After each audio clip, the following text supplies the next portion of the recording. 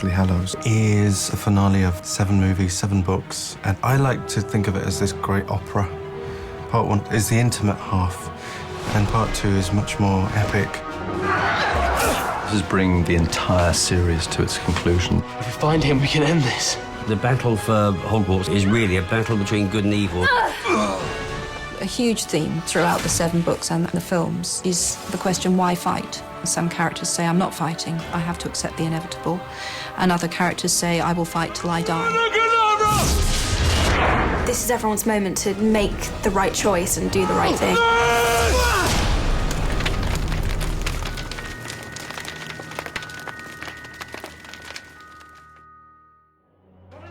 Dumbledore gave us a job today. Not a job my brother's given you. It's a suicide mission.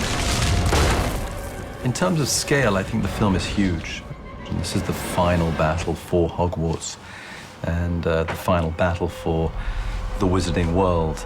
And Harry knows very clearly that if he doesn't find the Horcruxes that lie within the school, then there is no hope of victory. Listen up, you lot. Thought you were surprised. And so when Harry returns to Hogwarts, everyone knows that supporting Harry is the right thing to do. There's something we need to find. Right. What is it?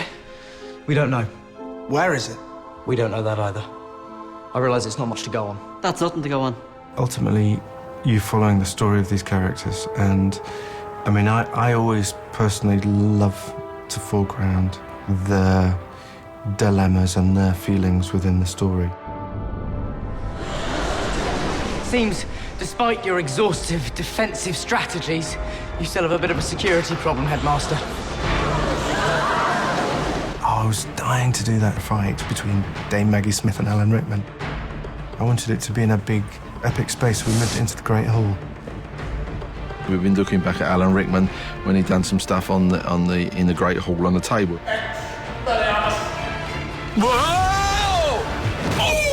We also looked at when he blasted Harry outside Hagrid's hut. We looked at the way he done that.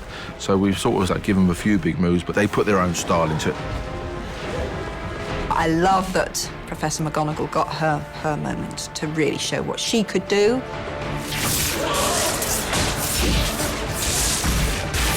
A witch can fight just as well as a wizard. I wanted Minerva to have her moment there.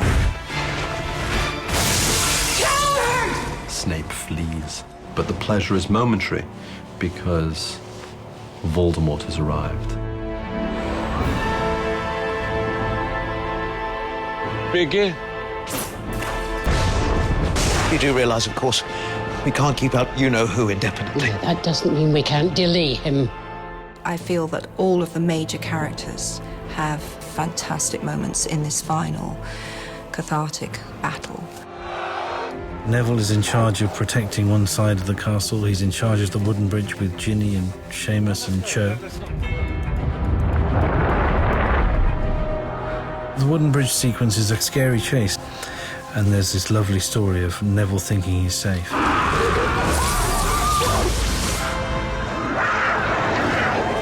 Yes! You who's army! And then the shield goes down and he has to sprint. And he'll start sprinting onto the bridge in the back lot. And then we'll go to Pinewood, where we've got a hydraulic bridge, which will collapse. The bridge is supposed to collapse behind Neville, and then it finally catches up and the part that he's standing on collapses.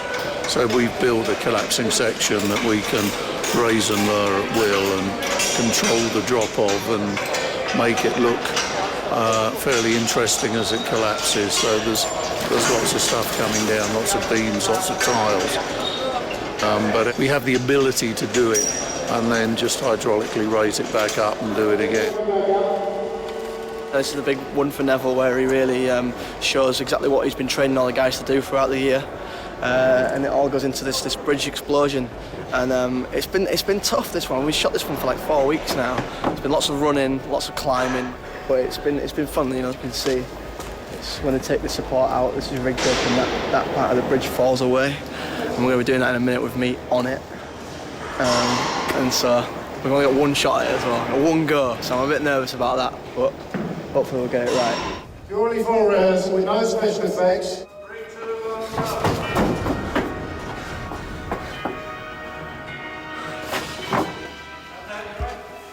Yours, John?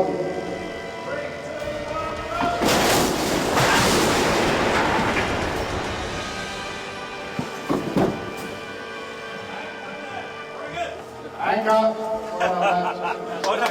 Save the red, check the gates, please. Terrifying. I mean, I'd not seen it go before, so I didn't know what to expect.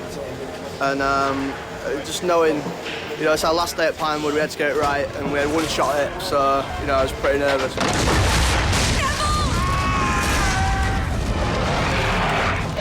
In the final battle for Hogwarts, we introduced the Giants. Now, they are a very good combo because they are real actors wearing real makeup, prosthetic makeup, but they are then digitally enhanced because their heads are huge, great silicon pieces that are glued on. And the muscles of the actor inside are simply not going to be able to move that much stuff around and deliver a performance. So visual effects animated the face to give the performance. If we use real people, even if you then have to digitally augment them and take it beyond the point where makeup will go, performance-wise, it means that they can shoot a great deal more with the characters, so the digital workload isn't so vast.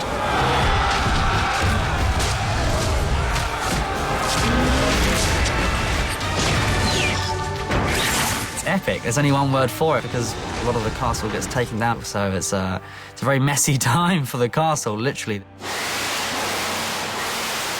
It was actually really exciting to start to blow things up and destroy things and knock them down because it just was so different to anything we'd ever seen or done at Hogwarts before. This is the biggest bang we've done on any of the Harry Potters. It involves 50-odd explosions, approximately, all timed to go off in about 4.5, 5 seconds. Nobody except for special effects inside the cloister.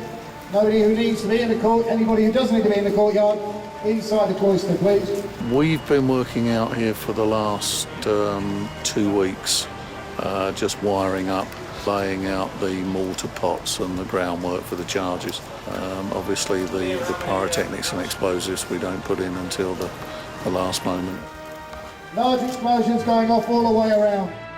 There'll be a series of explosions starting just to the right of that tower there, which will put a lot of debris in the air, a lot of fire, a lot of flashes. We're just gelling up just because there's going to be a lot of petrol behind, so just that if any of the flames go over, then we're protecting the guy's skin. You have to consider all of the different aspects of it and the stunt guys and where they're going to be. And is it going to be too big? Is it going to be not big enough? You know, there's lots of different considerations. Ready, 2, 1, action!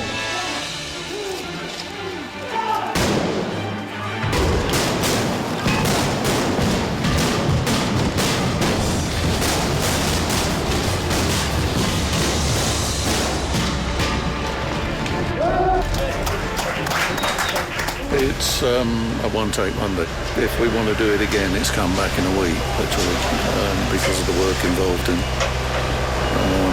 resetting it. Get inside! It's everyone! Take cover! Come forward and join us! Voldemort has this speech and rubs their noses in Harry's cowardice and weakness, and we've shot that in this sort of apocalyptic, destroyed courtyard. Oh, do not cry for that! The remains of Hogwarts, and it's absolutely desolate. The ruined courtyard and the other ruined buildings, they become a different set. It's not just a question of depositing some rubble and pulling some walls down. You must treat it like a new set. The courtyard we rebuilt outside because we had to do certain things that were not practical to do on the stage. You cry for that! In this giant confrontation, Rafe was let loose, and he was utterly terrifying. He was different every time. He begged for mercy in the voice of a sick child. In the voice of a sick child. In the voice of a sick child. We shot it for weeks, and you never quite knew who he was going to turn on. Don't be shy, you. Come. Yes. Or you. Rafe was coming over to me, and I was just scared of him. I've never seen him look as scary in all my life. I suppose he's never coming right up face to face with me, but his teeth and everything are just absolutely incredible. Well done, Draco. Well done, my boy. It's so easy to act petrified of Rafe when he's dressed like that. I mean, I can barely stand within 5 meters of him, let alone him touch me. God, I get the shivers even thinking about it. And that gets the chance to kind of upstage Rafe and step forward with a limp. He had to have a limp. I said, Matt, we've got to give you a limp. And so he limps forward, all bloodied and battered, which is suicidal. It's kind of like, he must be insane. Everybody knows he's going to be killed. I'd like to say something.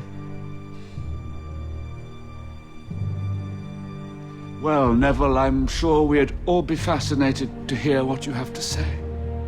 And there was always this immense courage that Neville had. He had such a strong heart and will, but it was often covered up because of lack of confidence. And when he started to believe in himself, all this courage that was just bubbling under the surface starts to come out.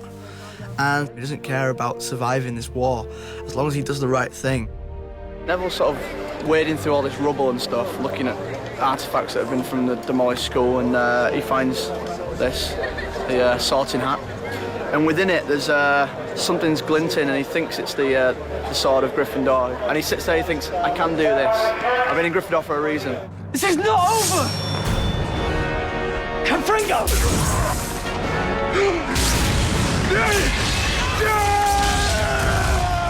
The good guys go in full retreat back into the Great Hall. It's going to be very odd for people, I think, to see that who've seen all of the films, suddenly see the Great Hall in ruin. Great Hall destruction was a satisfying thing to do because it is, in a way, it is the centre of Hogwarts and the world, really. It's weird seeing it like this, thinking it's the last time we're going to be shooting in here and it's all a complete mess. I don't even know how to describe it. It's very odd. It was quite sad almost, because the first time we walked in there, for some reason it shot into my head all the times when we used to see the owls flying with the post, to all of a sudden the hourglass have just been shattered everywhere, half the wall has been crumbled down. It was a totally different environment, and one which shows that this isn't going to end all happy. Why Joe Rowling and Steve Kloves are so clever is that just because the battle starts, it doesn't mean the rest of the film stops. Because all the other characters and all the other relationships and all the other stories carry on in the battle. Look, we'll talk later, okay, Luna? Harry! Later! Harry Potter! You listen to me right now! It's a balance one has to strike because you want a satisfying, epic, big sort of finale. But you can't help but move in sometimes and get the human detail. Harry does get a mid-battle kiss, which I instigated, I have to say, the other day. I said we'd probably kiss at this moment, wouldn't we? It might be one of those sort of like, I could be dead any minute now, Ginny. We should probably kiss. I know. So throughout these big operatic moments of action, we're very aware of what our trio are doing. You destroyed Tom Ridder's diary with the basilisk fang, right? Well, me and Hermione think we know where we might find one. Okay, take this. That way you can find me when you get back. Where are you going? Ravenclaw common room. Gotta start somewhere. While Harry goes off in search of where the Ravenclaw diadem might be, Ron and Hermione head down to the Chamber of Secrets.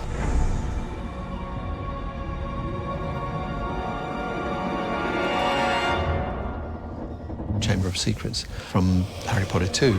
I think actually that is an example of a set that probably was not destroyed, the first version, but at least cannibalized and reused, so that not enough of it was left to rebuild it. What we did have were plates. So many images in these films, as in all modern movies, are composite images, you know. Actors can be shot on a piece of real floor, but against a green screen, and then the background composited in. We had those background potential composites from Harry Potter 2, from Chamber of Secrets. And so we were able to seemingly put those kids into that original set, when in fact all we had done was rebuilt a bit of floor, and the background was from the second movie. They go to the Chamber of Secrets to destroy Horcrux. That's the scene where Ron and Hermione Have their little moment, the kiss. I got quite worried about it. I think we both wanted to do it right as well, get it good for everyone. Okay, here we go. Rupert was like, I don't know how we're going to do it. And I was like, I've got no idea either. Because if someone is literally like a sibling to you, you've grown up with them, you know, being put in a situation where you have to kiss them is just really awkward.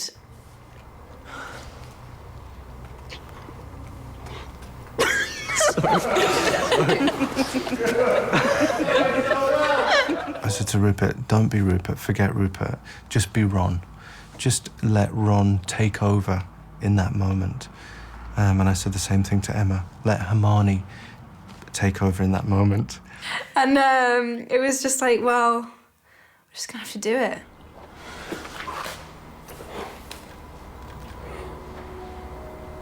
And so they had this big kiss, and then they came apart, and there was some laughter.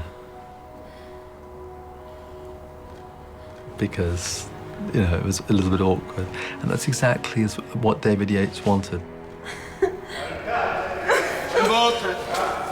Who knew? Rupert and Emma had that waiting for us. I mean, I was very impressed, so yeah, it was wonderful. There are these big battle moments, but it was important for me to make sure that the key story was Harry's search for the Horcrux.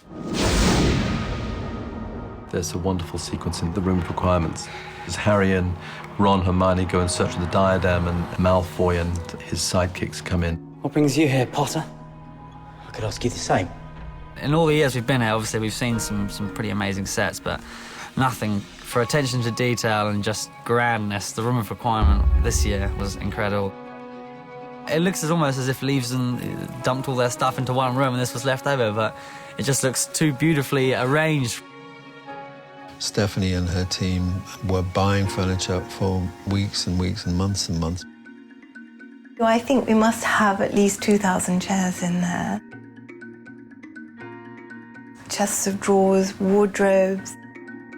It was always one of my favourite places to take people coming to the studio. Because it was a history, because we had to recycle so many of the objects and props that we'd used over the previous 7 films.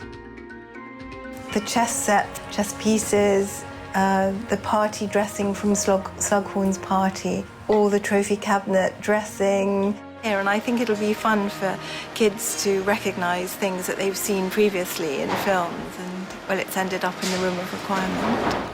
For my first trick. How good have you got to be to do that? Filming in there was one of the most exciting scenes I think we've shot throughout the whole 8 films. Certainly one of the most physically demanding scenes any of us had ever got involved with. We climb all these different props and different, you know, wardrobes and chairs. Me and Emma climbed up this pile of chairs for 3 days, and we had to stop and redo the makeup almost after every take, because by the time we get to the end, we would have just sweated so much in a space of about 20 seconds that, yeah, it was pretty incredible. So you're pretty psyched, Tom? Oh yeah, we're looking forward to it. Fairly, you know, pumped up. It's the first bit of actual action work I think we've done in years. The hard part about it was really that the big mountains of rubble, some of it was fixed, and other stuff was supposed to sort of like fall down. So sometimes you'd grab a chair and it would just literally pull out. So you need to make sure which bits you were grabbing and which bits you were actually going to put your weight on. So we didn't think it could get much harder until they set the place on fire, and then it just got very hot very quickly. And once we got up there, they had this terrifying thing where we're standing on a table, and then all of a sudden they just literally took off 2 of the legs, so it just pivoted on itself almost. 3, 2, 1, drop! They would go, and even before they said go, we're sort of grabbing hold of the thing and saying, don't let me fall. That's it. That's the one. I'm smiling now, only because my feet are on the floor, yeah. But you've got a harness on. I know, and I've fallen off it like 3 times. It makes no sense. It's an instinct, you know, logic brain thing. You can't override it. So Blaze and I are just at the top of this burning heap of rubbish, about to die. And that's when young Harry takes a moment to come and save his old chum Draco. We can't leave them! He's joking, right? It's obviously a bit of a surprise and a relief. young Draco to be saved, but certainly no thank you card at the end of it. And they're just about to make it, and they get through the doors, and they crash land. The stunt had to be done off the front of a vehicle that was travelling around 10 to 15 miles an hour, and sometimes the landings we have are onto boxes or onto mats, but this was just onto the floor.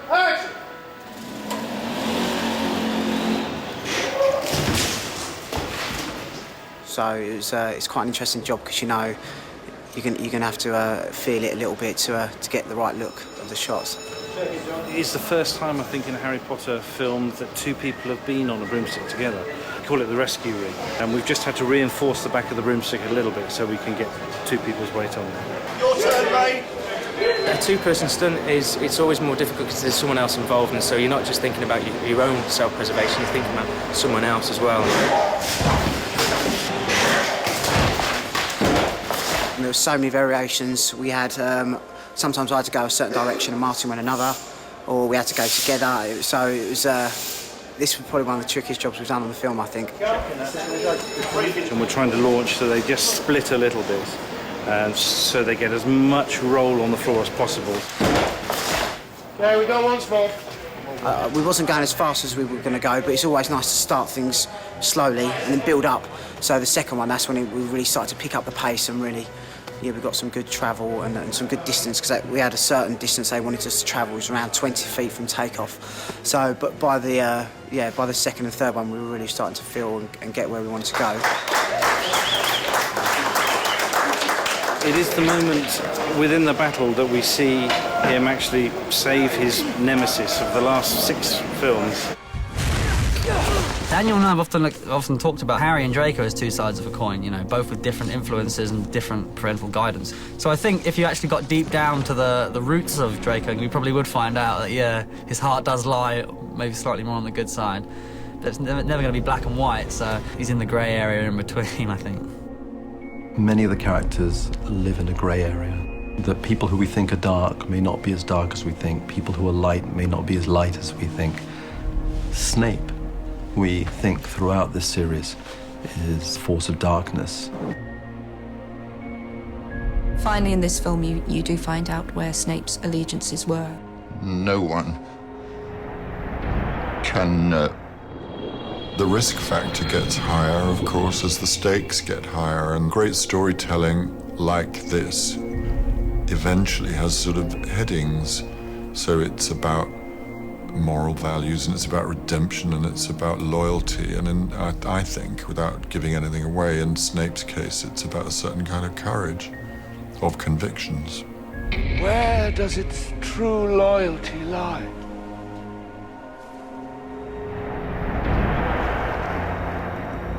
With you. The boathouse was kind of referred to in the first novel, and it's always been there as part of our big exterior model of Hogwarts, so decided to develop it and improve it. The walls are glass. It's a Tudor Gothic glass structure, and therefore you are very aware of the school on fire, the battle raging above you, the reflection of the fire in the glass, in the water. It was fantastic. Beautifully designed, as everything is by Stuart. It feels very melancholic and lonely, but quite haunted. Because amidst all this tension, this battle's raging outside. Harry Potter, on this night, you have allowed your friends to die for you rather than face me yourself. For the whole battle for everyone, everyone's got loved ones that are everywhere throughout the castle that are fighting, and it's difficult to know how anyone is. And it's not going to be like where 1 million bullets get fired and no one ever gets hurt. We've actually got to, in this film, see people get, you know, killed. Because we know they're going to. Where is everybody? When it comes to a battle, there always are casualties. This is a proper war. And in war, you know, you have casualties, and people that you care for and love have the risk of paying the ultimate price. These aren't just students who didn't pay attention. These are people who are really just caught out. It's quite shocking to see all the bodies kind of lined up on these stretchers and covered in blankets. Harry sees bodies everywhere, and he retreats. The burden of guilt at that point would be almost crushing. Harry's in that state where people find themselves in when they've lost too many people and he's exhausted, but he can't stop because he knows what's at stake. He's been exposed to death. His parents, Sirius Black, Dumbledore. Ultimately, unlike Voldemort, he's willing to go there. Where have you been? We thought you went to the forest. I'm going there now. Are you mad? No. You can't give yourself up to him. I always felt that in Hallows Part 1 and Hallows Part 2, Harry was a pilgrim soldier.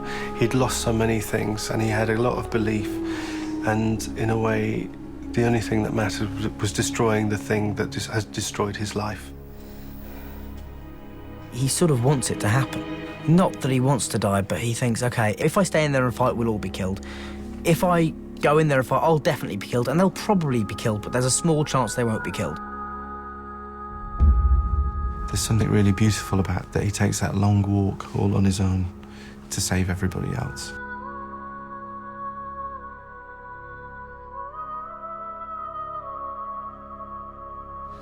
Does it hurt?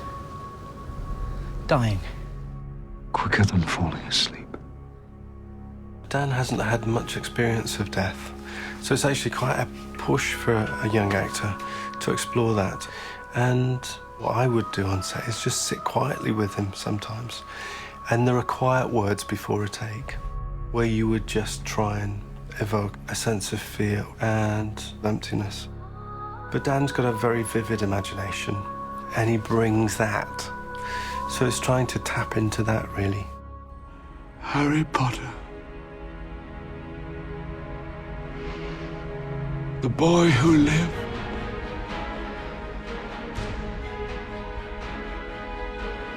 Come to die.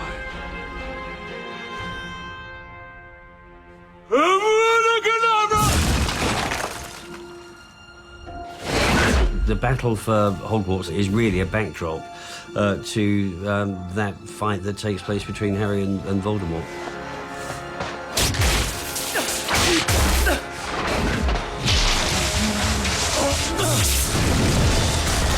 The shooting of the final confrontation between Voldemort and Harry took quite some time. There are many different bits, and it was quite carefully orchestrated. In the book, the standoff between Harry and Voldemort happens in the Great Hall, and it happens with lots of teachers and pupils watching, and it works beautifully in the book, but in the movie I wanted more of a fight between those two, so we extended their battle, so it was more of a finale. So we have them racing through the school and dueling with each other. We actually get to a point where I'm actually up close and I'm actually got him by the throat and hitting him or kicking him, so it's very physical. That's actually quite different from anything we've actually done with Harry Potter. That's actually been quite hands-on. They end up going up there, and it involves them throwing a few spells at each other, and then the drawbridge drops away. Go! That was quite exciting. It's usually a lot of spell throwing, so it's been a nice change.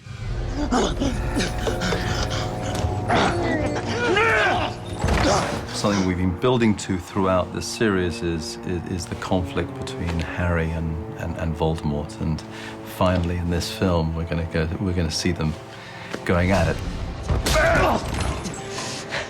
Harry knows Voldemort is terrified of dying, so he just grabs Voldemort by the neck and he says, Come on, Tom. Let's finish this the way we started it. Together! We had some great fun with Rafe and Dan on wires, upside down, side to side fighting, and they really went at it. Daniel was so intense that morning, and Rafe really responded to it, and they were scrabbling and they were pulling at each other. It wasn't particularly pleasant for them, but we did about 3 or 4 takes, and it was a really intense moment.